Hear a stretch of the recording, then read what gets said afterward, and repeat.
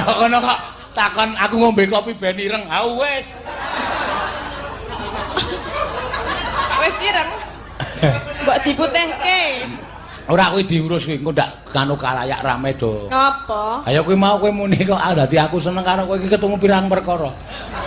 Ya biasa kuwi nek wong elek-elek iki engko suwe-suwe dadi seneng. Ha isa tak takon kak kowe. Apa? Nek upama aku, heeh seneng kowe piye? Ya aku gak mau lah. Lah ya wis. Itu namanya bertepuk sebelah tangan. Ngono lho. Lah saiki piye arep seneng nek bendina dunek-anekke? Dunek-unekke iki ora perkara sengit lho, Ring. Berarti seneng? Ora. Hah? Piye to? Oh, jangan GR. Loh, lah nek ora seneng ora sengit berarti seneng. Iki meng ibarate. Ibarat apa? Peribahasa.